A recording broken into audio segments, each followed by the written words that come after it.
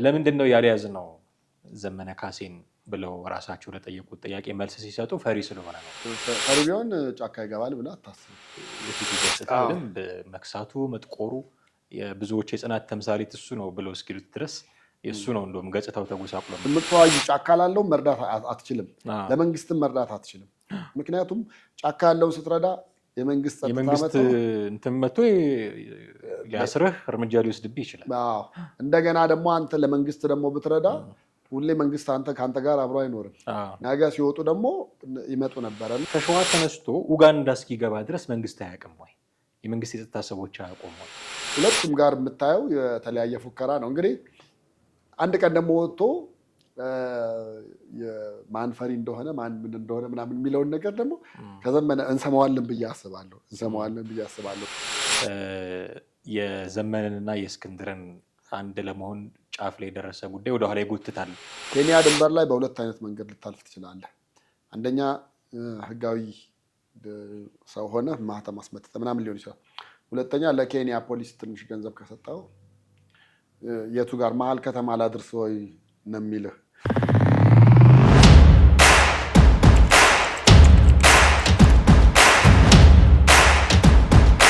ሰላም ጤና ይስጥልን። እንዴት አላችሁ ውድ ቤተሰቦቻችን? ዘኢትዮጵያን እየተከታተላችሁ ነው። ቴዎድሮስ ካሳና ማደገፋ ከእናንተ ጋር ቆይታ እናደርጋለን። በዛሬው ቆይታችን የአማራ ክልል ባለስልጣናት ስለ ዘመነ ካሴ ከሰሞኑ የተናገሩት ነገር ትኩረታችንን ስቦታል። እሱ ላይ አንድ ሁለት ነገሮችን እናነሳለን። ቴዎድሮስ ካሳና ማደገፋ ከእናንተ ጋር ቆይታ እናደርጋለን። እስከ ፕሮግራማችን ፍጻሜ ድረስ አብራችሁን ትቆዩ ዘንድ የአክብሮት ግብዣችን ነው። ከኛ ጋር ሆኖ እንዴት አለ ቴዲ? እንዴት ነህ? ሰላም ነው። ሰላም። የዛሬው ጉዳያችን ዘመነ ካሴ ነው። ዘመነ ካሴ የት እንዳለ በእርግጠኝነት የሚያውቅ ሰው ያለ ብዬን ያላምነው እውነትን ለመናገር። ለምን ይህንን አልኩኝ? ሱዳን ነው የሚሉ ሰዎች አሉ።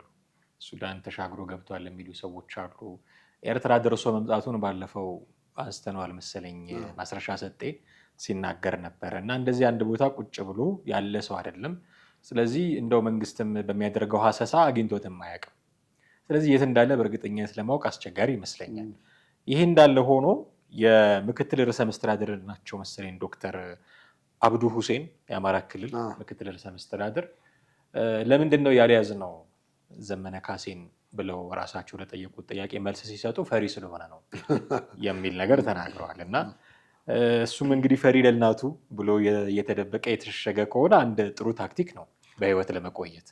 ባለፈው ፕሮግራማችን ላይ ስለ ጌታቸው ረዳ ስናወራ ሰርቫይቫል ሙድ ያበራሉ እያልን ነበር። ይህም እንደዛ ለሰርቫይቫል ሊሸሸግ ይችል ይሆናል እና ፈሪ ስለሆነ ነው ያልያዝነው አሉ እና ዶክተር አብዱ ሁሴን ሪሊ ፈሪ ነው ዘመነ ካሴ። ፈሪ ቢሆን ጫካ ይገባል ብለህ አታስብ። አንደኛ። ሁለተኛ ጫካ መግባት የጀግንነት ምሳሌ ነው። ታዲያ ምን እኛ ሀገር ነው እሱ። መሀል ከተማ ሆነን ክላክስ እና ሙዚቃ እየሰማ አይደለም የምትቀመጠው። መቼም እዛ ስትቀመጥ መሀል ከተማ መሆን ጥይት ይህችን ነገር አጥርቶ ማለፍ ያስፈልጋል። ቆይ መሀል ከተማ ሆኖ መንግስትን መቃወም እና ጫካ ሆኖ መንግስትን መቃወም የቱ ነው አስፈሪ? የመሀል ከተማ የበለጠ ያስፈራል። ስለዚህ ያልፈሩትን የመሀል ከተማ ያሉት ናቸው። ጫካ የገቡት ፈርተው ነው የገቡት። ያው እንትን ብለው ነው ጫካ የገባው። በቃ የምተኛበትን ወስነህ ነው የምትበላው። ኦፍኮርስ ችግሮች አሉት። የምትበላው ልታጣ ትችላለህ። የምትለብሰው ነገር ልታጣ ትችላለህ። ብዙ ነገር ልታጣ ትችላለህ። እንዳጣ ሰው አይደለም ሰውነታቸው። እውነቱን ለመናገር እናውቃለን እኮ እነ ጌታቸው ረዳ ምን አይነት ፊት እንደነበራቸው፣ እነ ደብረጽዮን ምን አይነት ፊት እንደነበራቸው እናውቃለን። ጌች ወደ መጨረሻው ላይ በጣም ፊቱ ጥሩ አልነበረም እንዴ። በጣም ተጎሳቁለው ከስለው ነው መቀሌ ሲገቡ አንገታቸው ላይ ያደረጉትን ስካርፍ አይተህ ከሆነ ፊትና ጨርቃቸው ይመሳሰል ነበር። እነዚህኞቹ ግን እንደነበሩት ናቸው። ምንም አይ ቲንክ የእነዛ በረሃ ስለሆነ እነዚህ ደግሞ ጫካ ስለሆነ ለምለም ውስጥ ሆነ።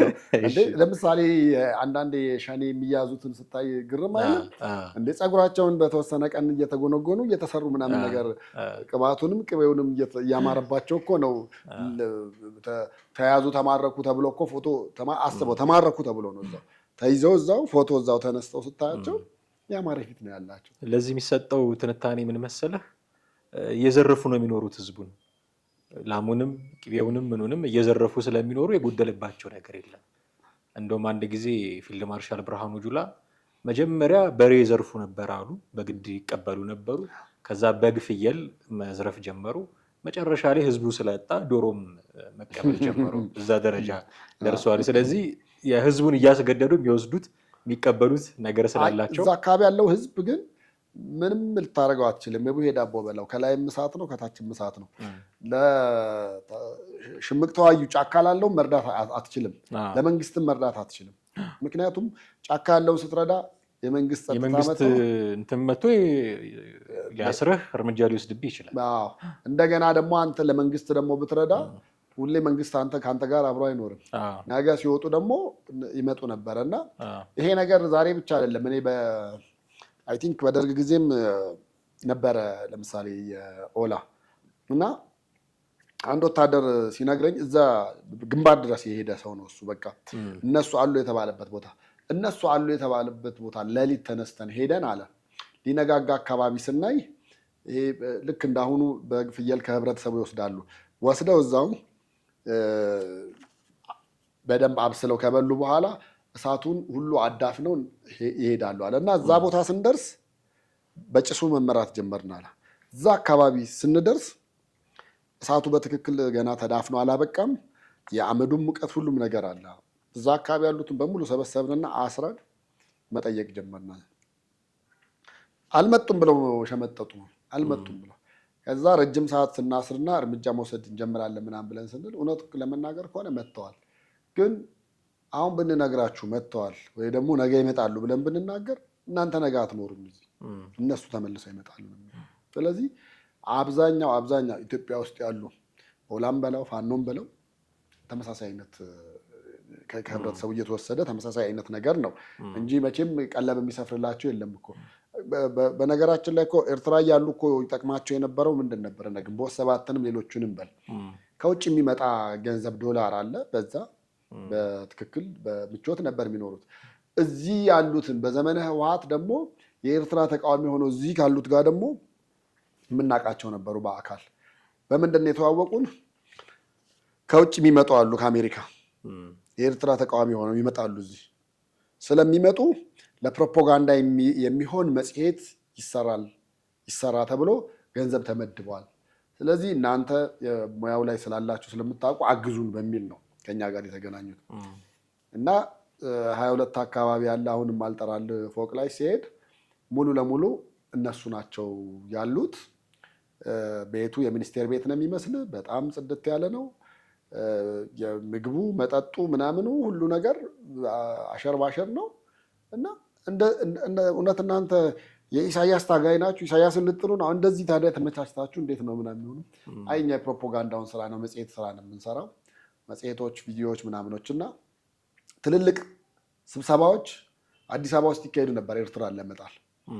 በዛን ጊዜ አስበው ሸራተን ምናምን እንግዲህ በወቅቱ የነበሩት እና እንደዛ አይነት አኗኗር ነው አብዛኞቹ ታጋዮች የሚኖሩት ነው የምልህና ኤርትራ ሲሆኑ ግን ያው ትንሽ ምቾት ስላለ ዘመንም እንግዲህ አንዴ ወደ ሱዳንም አንዴ ወዴትም ጎራ እያለ እየመጣ ስለሆነ ጉንጮ አነጥንጦብን ካየው ትንሽ ሾፈር ብሎ ስላየናቸው ብዬ ነው። ይህ እንደውም በተቃራኒው እስክንድር ነጋ በታየ ቁጥር የፊቱ ገጽታ በደንብ መክሳቱ መጥቆሩ የብዙዎች የጽናት ተምሳሌት እሱ ነው ብለው እስኪሉት ድረስ የእሱ ነው እንደውም ገጽታው ተጎሳቁሎ የምናየው። ይህን ሁሉ ያነሳ ነው ጫካ ሆነው መታገላቸው ፈሪ ያስብላል አያስብልም ወደሚለው ለመምጣት ነው። እና ዶክተር አብዱ ሁሴን ፈሪ ነው ዘመነ ካሴ ለዛ ነው ያልያዝ ነው አሉ። እና እንደው አለመያዛቸውን ካለመቻል አንጻር ነው መውሰድ ያለብን ወይስ በእርግጥም ፈሪ ስለሆነ እየሸሸ ነው ቢለውን ነው ማመን ያለብን? መሀል ያሉትን ብጠይቃቸው ደግሞ ወይ ደግሞ ይሄ ሌሎች ጀማሪ ከዘመነ ካሴ ጋር የተያዙት እኮ ባለፈው ምን እንዳሉ ታውቃለህ? እዚህ ላይ የታሰረ በበሬ ቆዳ አይ ቲንክ ሰምተዋል ብያውቃለሁ። ያ ነገር ምንድን ነበረ ይሉት የነበረው? ጥይት እንዳይመታ መከላከያ ምናምን እስከመባል አይደለ? እኔ እንደውም አቶ አብዱ እንደዛ ሲናገረው ከላይ ይሄ ነገር ይህን ጽሁፍ ዝም ብዬ ወይ ደግሞ ቪዲዮን ዝም ብዬ ወደታች እያየው ብሄድ እንደውም የጥይት እንዳይመታው መከላከያ ያደርጋል ብለው ያን ነገር ያጎሉታል ብዬ ነበረ። ግን አልተናገሩም። ይሄ መያዝ አለመያዝን ከፈሪነት እንትን መታሰብ መቻል የለበትም። እነሱ ጎበዝ ከሆኑ እኔ አሁን አቶ አብዱም እዛ ያሉት የክልሎች ባለስልጣኖቹም ነገሩን መስመር ማስያዝና ወደ ሰላማዊ መንገድ ሊመጣ የሚችልበትን ነገር ማድረግ መቻል አለባቸው እንጂ አሁን እኮ የምታየው ምንድን ነው? እስቲ አሚኮ ላይ ግባና ቴሌቪዥን ክፈት። የክልሉ ርዕሰ መስተዳድሮች ሲፎክሩ ነው የምታየው። የክልላችንን ሰላም ያደፈረሰው ፋኖ ነው፣ እሱን እንጨርሰዋለን፣ እናጠፋዋለን፣ ከእሱ ጋር የምትተባበሩም እያሉ። ዩቲዩብ ላይ ደግሞ ክፈት። ዘመነ ደግሞ ይመጣና በተራው የብልጽግና ተላላኪዎች ናቸው ነው የሚለው። እንደውም ብልጽግናማ በክብር የጠራ ነው የሚመስለኝ አይደለ? በፊት ብአዴን ነው የሚለው፣ ብአዴኖች ነው እያለ የሚጠራቸው። ያን ያክል ተጸይፎ ነው በዛ መንገድ የሚጠራው። እና ሁለቱም ጋር የምታየው የተለያየ ፉከራ ነው። እንግዲህ አንድ ቀን ደግሞ ወጥቶ ማን ፈሪ እንደሆነ ማን ምን እንደሆነ ምናምን የሚለውን ነገር ደግሞ ከዘመነ እንሰማዋለን ብዬ አስባለሁ። እና እንደውም ሲናገር አይ ቲንክ ብዙዎቹ ደግሞ ንግግሩንም የሚወዱለት ይመስለኛል። ልክ እንደ ጌታቸው ረዳ አነጋገሩ ምናምን በፖላይት የሆነ እንትንም አድርጎ ይናገረዋል። ግን እኔ አሁን በሱዳን ወጥቷል ያልወጣም ወይ እኔ አልወጣም የሚለው የበለጠ ያመዝናል ብዬ ነው የማስበው። ምክንያቱም ወደዛ ለመወሰን የሚያስችል ወይ ደግሞ ወደዛ ለመወሰን እንዲያደርግ ምን እንትን የሚያደርገው ነው? ምን ፑሽ የሚያደርገው ነገር አለ? ምን የሚገፋው ነገር አለ ነው? እዛ አካባቢ ያለ ጦርነት እኮ ስታየው አንዳንዴ ጦርነት ለማለት የሚከብድህም ሰላም ለማለት ነው። ፒስ ኖዋር እንደሚባለው አይነት ነገር ነው የሚሆንብህ። አንድ ሰሞን ፋኖ ተነስቶ ያጠቃና ከዛ በኋላ ይሄው ይሄን ሁሉ ማርከናል፣ ይሄን ሁሉ ገለናል ብሎ ቪዲዮ ምስል ይለቅልሃል።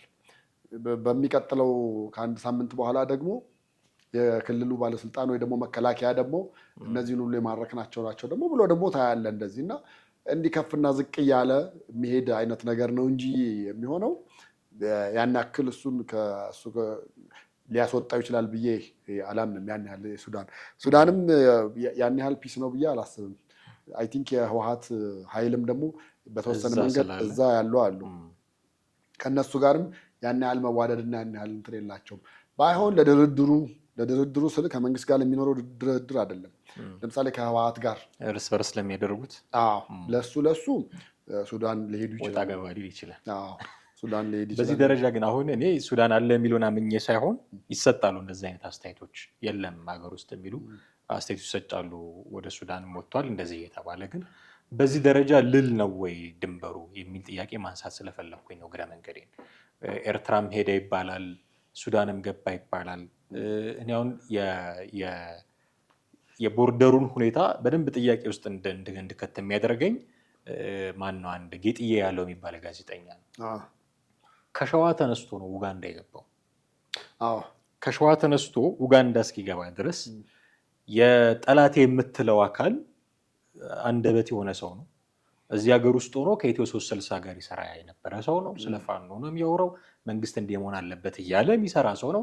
ሊትራሊ ስፒኪንግ ተዋጊ ነው። በቃ ምንም መሳሪያ ይዞ ባይዋጋ የሚያሰራጨው ምንም መሆኑን እሱ ነው። የፕሮፓጋንዳ ስራው ነው የሚሰራላቸው። የአፋሕድ አንደበት ነበረ። ከሸዋ ተነስቶ ኡጋንዳ እስኪገባ ድረስ መንግስት አያውቅም ወይ? የመንግስት የጸጥታ ሰዎች አያውቁም ወይ? በዚህ ደረጃ ከሆነ እሱ እንደዚህ ማለፍ ከቻለ ዘመነ ካሴ ወጣ ገባ ቢልስ ምን ይጠረጠራል?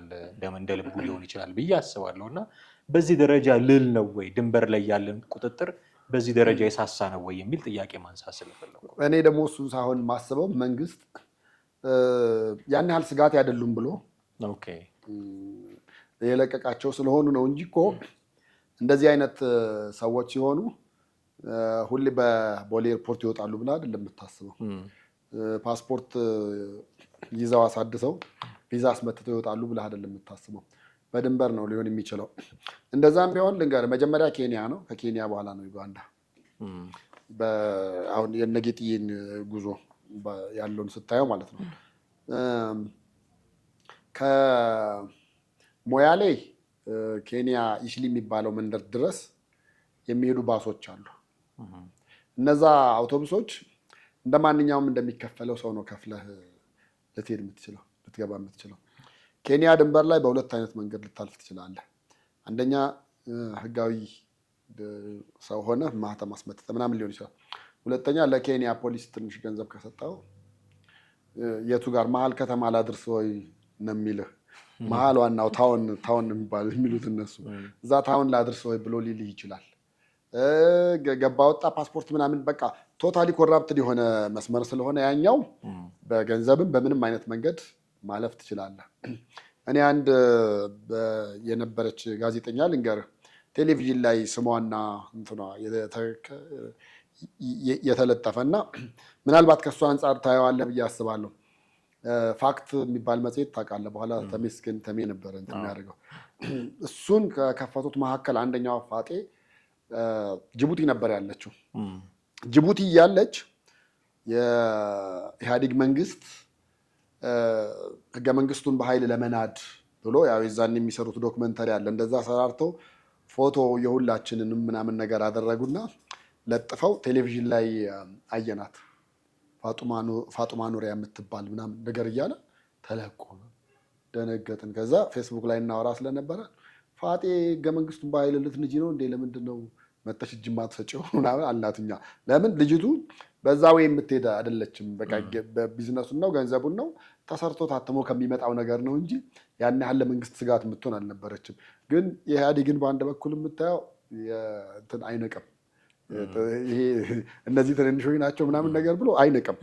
ይሄኛው መንግስት ይንቃል፣ ስጋት አይደሉም እንዳልኩ ማለት እንደቅድም። ያኛው ግን አይነቅም እና ወዲያውኑ ያን መልእክት ልከን ቪዲዮዋን ቴሌቪዥን ላይ ተለቆልሻል ግቢና አየው ብለን ያለውን ስንልክ ምንድን ነው ያደረገችው? ቀጥታ እዛው ጅቡቲ እያለች ፓስፖርት ለማደስ ሞከረች። ፓስፖርት ለማደስ ስትሄድ ያን ጊዜ የነበሩ የኢህአዴግ ሴኪሪቲ ተቋማት እዛም ሰው ስለነበራቸው እንደመጣች ታወቀ። ከዛ በኋላ ያን ቀን ያችን ልጅ እሷ ያለችበት ህንፃ ሲፈተሽ ያለፈችው ይሄ አንተ እንደተቀመጥክበት ወንበር ወደ ጎን ሰፋ ያለ ፍሪጅ አለ፣ እዛ ውስጥ ነው ለ30 ደቂቃ ተደብቃ የነበረው። ከዛ በኋላ ግን በሚገርም ከጅቡቲ ኢትዮጵያ መጣ፣ በአዲስ አበባ አርጋ፣ በከሚሴ አርጋ ናይሮቢ ኬንያ ገባች። ናይሮቢ ምንም ሳትሆን ማለት ነው። እና ያን ያህል ሴኪሪቲ ተቋማት በየድንበሩ ላይ ካላሉት ወይ ፎቶ መበተን መቻል አለብህ። ይሄን ብለህ ያው መቼም ዘመነ ካሴን አይተው ሰላም ብለው ይለቁታል ብለን አንጠብቅም። ወይ ጨብጠው ወይ ደግሞ ሰላም ግባ ይሉታል ብለን አናስብም። ግን አሁን እንደነ ጌጥዬ አይነቶቹን ምናምን ሌሎቹን ደግሞ ብዙም ያን ያክል ቁም ሰጥቶ የሚከታተል አይደለም። ብቻ ያው እዛ ውጭ ሆነው ግን ነገሩ በጣም ኦቨር እየሆነ ሲሄድ ግን ፀሐዩ መንግስት እዛም ሄዶ እነዚህ ሰዎች ስጡኝ ሊል ይችላል። ለምሳሌ ማንን ነው ጀርመን ሀገር ነው ፈረንሳይ ነበሩ የተባሉት እነ ያየሰው ነው ስጡኝ እንዳለው እንደዛ እንዳለው ሊጠይቅ ይችላል በዛ ረገድ። ከዛ ውጭ ግን እዚህ ያለው ጋር አሁን አንተ እንዳልከው የድንበሩም የምናምን ጉዳይ ሳይሆን ቁብ የሚሰጠው አለ፣ ቁብ የማይሰጠው አለ። አሁን ለነ ዘመነን ቁብ ሰጥቷቸዋል ብለን እናስብ የተወሰኑ ሰዎች ለሌላው ደግሞ እነሱ በታች ላለው ግን ምንም የማያመጡ እንደው ካነሳን አይቀር የዘመነ ካሴን የፋኖን ጉዳይ ካነሳን አይቀር ሰሞኑን በ18 በ19 አንድ ፋኖ ተገድለዋል እና የእሳቸው መገደል የዘመንንና የእስክንድርን አንድ ለመሆን ጫፍ ላይ የደረሰ ጉዳይ ወደኋላ ይጎትታል እየተባለ በጣም እየተወራ ነው የሚገኘው እና የተገደሉበትን መንገድ በራሱ ብዙ አነጋጋሪ ሆነ። ታስረው ነበረ። በእስክንድር ሰዎች ታስረው እያለ እስር ቤት ውስጥ ሆነው ነው መንግስት በድሮን መጥቶ የገደላቸው የሚል መረጃዎችን እንሰማለን። ሌሎችም ደግሞ ከዚህ በጣም ተቃራኒ የሆኑ መረጃዎችንም እንሰማለን። እነዚህ ሰዎች ከነጭራሹ አንድ ላይ ሆኑ ነው። አሁን የኔ ድምዳሜ እንደዛ እየሆነ ነው። እውነቱን ለመናገር ከ2 ከ3 ወይ ከ4 ቀን በፊት እንደዚህ አሁን ወታደሩ አንድ ሆኗል፣ የፖለቲካ አመራሮቹ ናቸው አንድ መሆን የሚቀራቸው የሚል አንድ ከመንግስት ከርቶ ሄደ የተባለ ኮሎኔል አበራ እንደዚህ የሚባል እርግጠኛ አይደለሁም ስሙን ሲናገሩ ነበረ። ለነ መሳይ መኮንን እንደዚህ ሲሏቸው ነበረ። እና ፖለቲካል አመራሩ አንድ ሊሆን ነው ተብሎ በሚጠበቅበት በዚህ ሰዓት ይኸው ደግሞ እኚህን ሰው አስገደላችሁ፣ ተስፋዬ መካሻ ካልተሳሳቱ የሚባሉት እና እሳቸውን አስገደላችሁ ምናምን የሚል ከፍተኛ ዘመቻ ደግሞ በእነ እስክንድር ላይ ተጀምሯል።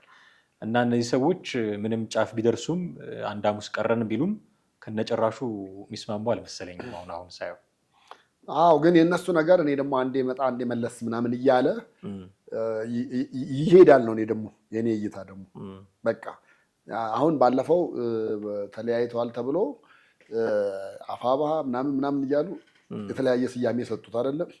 ከዛ ቀጠለና ደግሞ ወደ አንድ ምክንያቱም ምን መሰለ ሳይወዱ በግድ ዳያስፖራው አንድ ያደርጋቸዋል።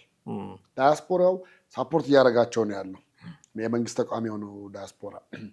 የመንግስት ተቃዋሚ የሆነው ዳያስፖራ ደግሞ እዛ ሆኖ 8 ሰዓት ብቻ መስራት እየተፈቀደለት 10 ሰዓት ምናምን ተጨማሪ ሰዓት እየሰራ ገንዘብ ለነሱ ሳፖርት የሚያደርገው እነኚህ ሰዎች አንድ ሆነው ትግሉ ላይ ለውጥ ሊያመጡ ይችላሉ የሚል እሳቤ ካለ ነው። እነሱ ራሳቸው አንድ አይደሉም ዲያስፖራዎቹ ራሳቸው በተወሰነ መንገድ። ምክንያቱም ታያለ የዘመነን ደጋፊ በአንድ በኩል ታያለ የእስክንድርን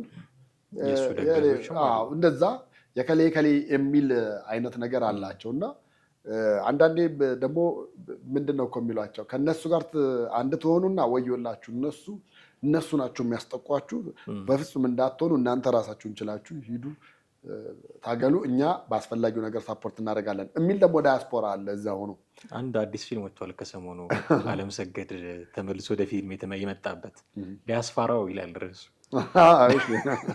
እንደዚህ አይነት ስታት ስለማይባቸው አንድ ሆናችሁ ታገሉ ብለው ገንዘብ ይልካሉ። እነሱ ግን እዛው ተከፋፍለው የከሌ ደጋፊ ነኝ የከሌ ደጋፊ ሲበጣጠሱ ነው የሚሉት። ከዲያስፖራ ይልቅ ዲያስፖራው የሚገልጻቸው ከሆነ ብዬ ነው። አዎ ይህን እኮ የሰማያዊ ፓርቲ ሊቀመንበር የነበረው ማነው ይልቃል።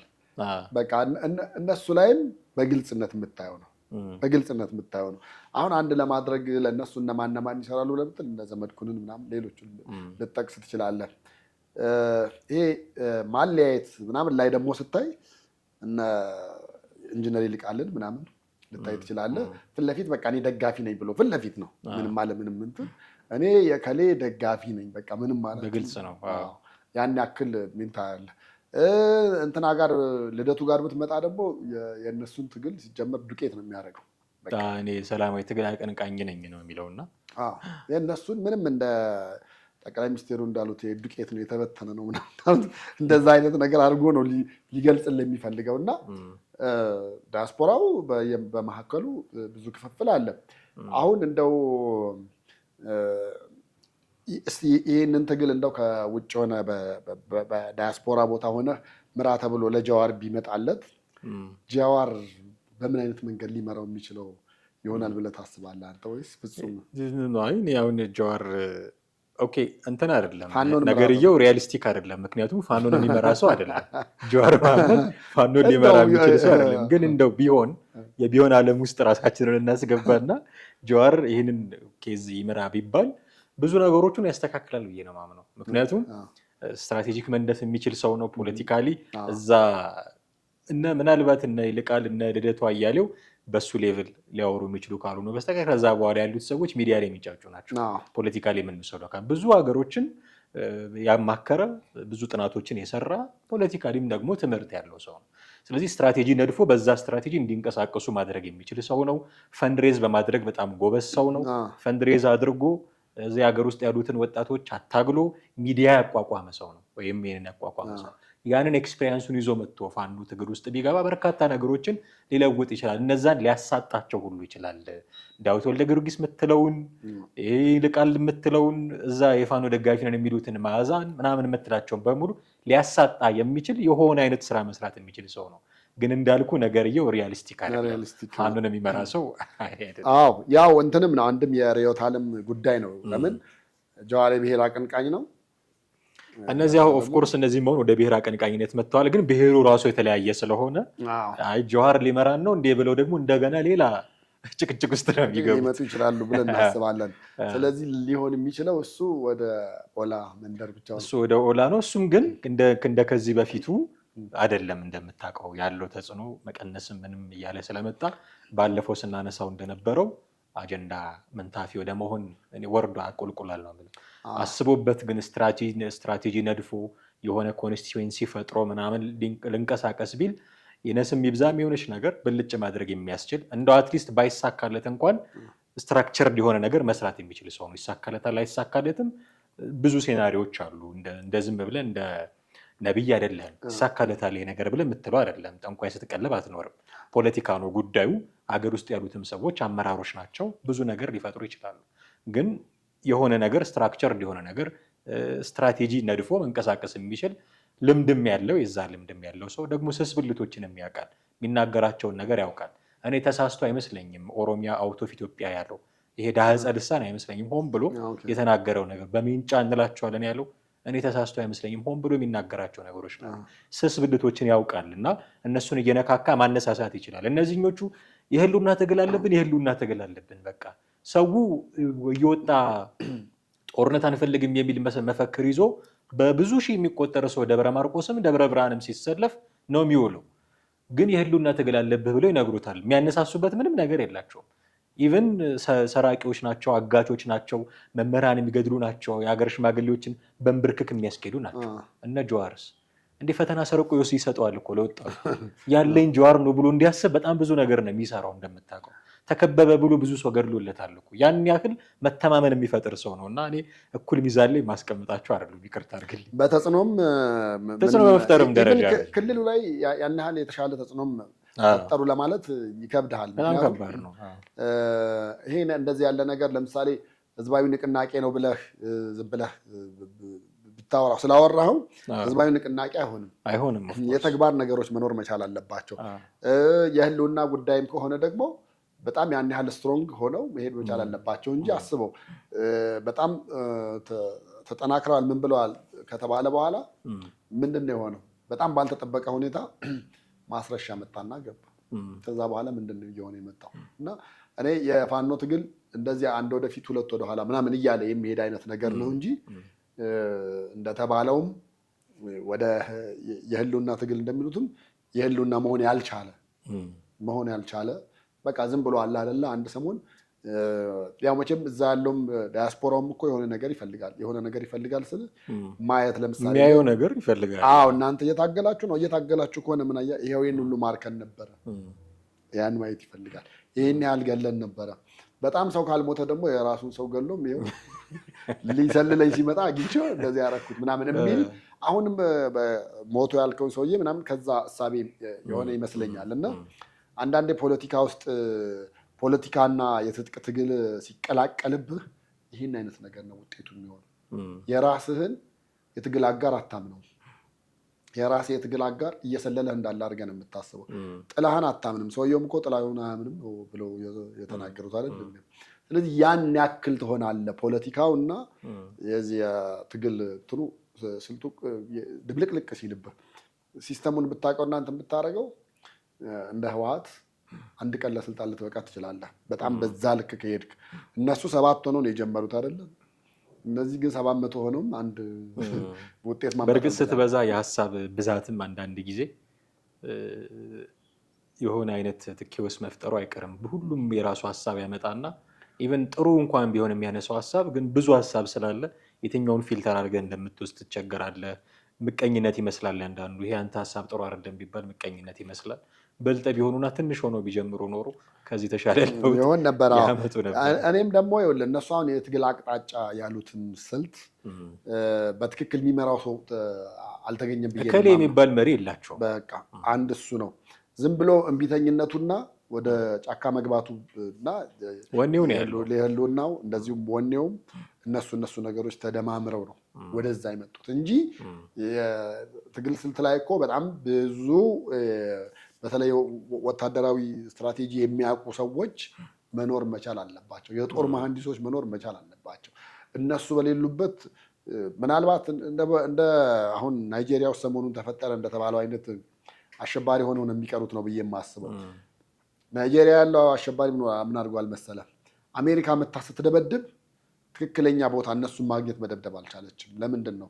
ቦታው ተራራ፣ የተለያየ ጂኦግራፊ አቀማመጥ ያለው ነው።